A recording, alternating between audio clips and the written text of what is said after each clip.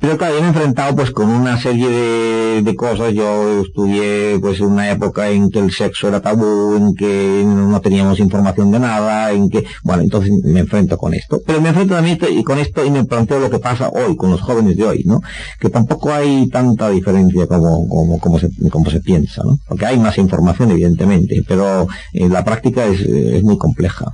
Y como que yo me enfrento un poco también con el tema de mi adolescencia, y creo que la adolescencia es uno de los periodos más difíciles de la existencia humana. Hablo de la adolescencia en general, y creo que en ese sentido eso también el libro ha tenido mucha aceptación entre gente joven. La adolescencia es, dicen, el periodo más crítico de la vida del ser humano, ¿no? Sí, y yo creo que además debería ser un periodo que debería suprimirse. Es decir, el concepto de la adolescencia va muy ligado un poco a una cierta concepto de la escolaridad.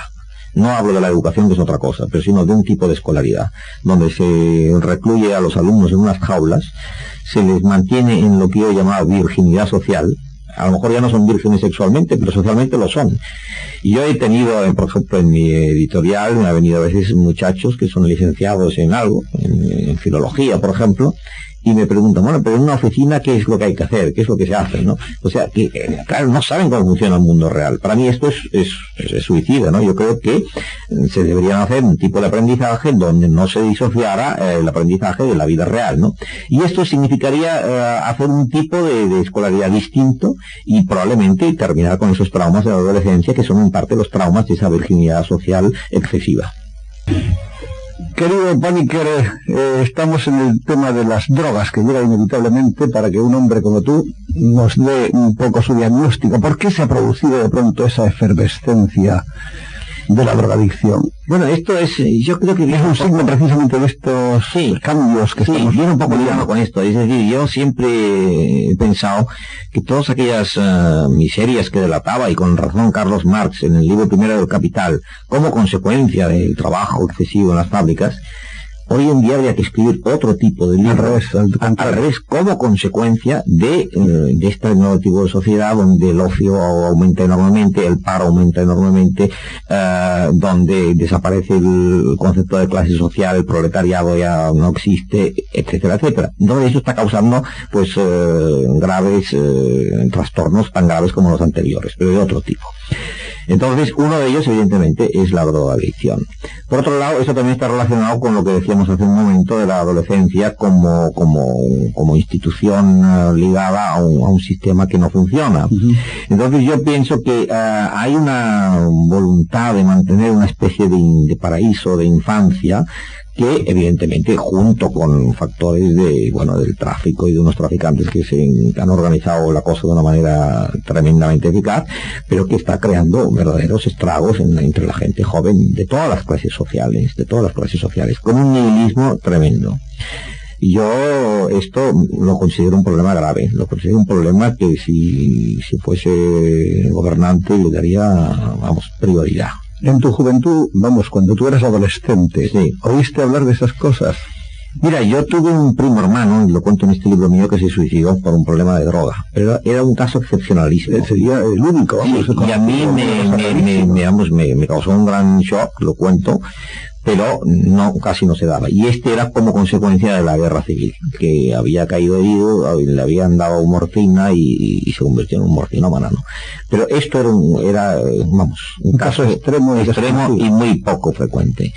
Ahora realmente el caso es grave y es un síntoma de este nihilismo, de esta nueva juventud que requiere ese tipo de aprendizaje y de motivación. Mira, una cultura que no motive a sus individuos a tener el gusto y el placer de crear y de explorar, de tener información y de hacer cosas, es una cultura como mínimo enferma. Y yo en este sentido diagnostico que nuestra cultura está enferma. ¿Tanto como eso? Sí. Sí, está enferma porque el sistema de valores antiguos, evidentemente primero que algunos son imposibles de conseguir, ¿no? Porque claro, si no es fácil de tener un empleo, no es fácil de conseguir esta competitividad que te hace triunfar por encima de otros, etcétera. Y hoy en día se habla mucho de sustituir la competición por la cooperación. A mí me parece bien, en principio. Lo que pasa es que esas cosas no se consiguen por decreto. Entonces todo esto supone cambios culturales, cambios en los paradigmas, cambios en las maneras de pensar y cambios en los sistemas pedagógicos. Y esto es algo que requerirá un tiempo. Yo insisto que a corto plazo habrá turbulencias, a largo plazo es posible que se cree este nuevo tipo de animal humano del cual yo he hablado muchas veces en otros libros. Pero en principio parece que regresamos a la masa. No creas, hay una cierta tendencia a la desmasificación de la sociedad, en muchos aspectos.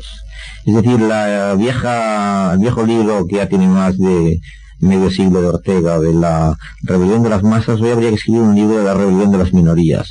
Eso es un tema muy complejo, muy complicado, pero evidentemente la gente quiere vivir un poco a la medida. Y esto es otro tema, pero es otro tema que también puede estar relacionado con las tecnologías punta y con una tendencia con esos renacimientos de los localismos, con una sociedad un poco atomizada. Es un problema muy interesante, muy propio de la era. En esta época, como tú ves, aparecen toda clase de motivaciones, sin embargo, que quizás están al acecho o están precisamente a la pesca o a la captura de todos estos jóvenes más o menos perdidos en este vacío, y aparecen una serie de sectas, de organizaciones extrañas y misteriosas, también la llamada del Oriente, los gurús verdaderos o falsos, etcétera, etcétera. El Oriente, sobre todo, y esto arranca también ya desde la época de la marihuana y el Oriente ejerce una fascinación tremenda sobre la gente, a pesar de todo, ¿no? Sí, yo en esto quisiera decir dos cosas que me parecen que son importantes. Primera es que hay que acabar de una vez con unas ciertas beaterías. Yo soy completamente contrario a todos los hinduismos de bisutería, de pacotilla y a muchas modas de sectas y de falsos gurús. Completamente contrario. Ahora, en cambio sí creo que la tradición más profunda de Oriente es real y es una necesidad que se echa a faltar en un mundo que también requiere esta interfecundación de Oriente y Occidente. Entonces yo, como a veces he enseñado el hinduismo a los occidentales, y la mejor manera que se me ha ocurrido es plantearlo como una gran terapia. Es decir, el hinduismo lo que hace es, así como el clásico psicoanálisis reconcilia pues la mente con el inconsciente, y hay otro tipo de terapias, como es una terapia gestalt, la vía energética, y otras que reconcilian la mente y el inconsciente con el cuerpo, incluso con el medio ambiente, como podría ser una cierta postura ecológica. Claro, en el hinduismo se reconcilia con la totalidad. Es lo que se llama en términos hindúes la conciencia cósmica, que puede tener distintas versiones, el nirvana, el samadhi, etcétera. Bueno, para mí esto es muy importante porque es un grado de terapia, de no alienación con la natura, con el cosmos, con la totalidad, que en Occidente nunca se alcanza. Y en ese sentido, desde Oriente a Occidente, siempre la gente está un poco loca, un poco enajenada. Entonces yo creo que esta fascinación, aparte de las modas coyunturales, es real y responde a una necesidad real, y creo que por aquí habrá que profundizar. ¿Peregrinamos hacia el Ganges? No, ¿Hacia el Nirvana? Yo creo, en esto vuelvo a definirme como retroprogresivo. No tenemos que disfrazarnos de orientales, sino seguir siendo occidentales si somos occidentales, pero recogiendo también otras tradiciones, como en este caso es la oriental. Gente importante en el mundo de la filosofía, ya lo ven ustedes, Salvador Paniker. Vamos a leer inmediatamente, vamos a empezar esta misma noche la lectura de este libro del que tanto se viene hablando y que tantas ediciones consecutivas en poco tiempo, porque la primera salió en febrero, me parece, ¿no? Sí, en febrero de este año, el año 5 o 6, no sé. Es un libro que se llama Primer Testamento, y en el fondo se trata de un documento apasionante por lo raro, es decir, porque nadie cuenta las cosas tal como las ha vivido y las ha sentido, y en eso, una vez más, Salvador Paniker es excepcional. Muchas gracias.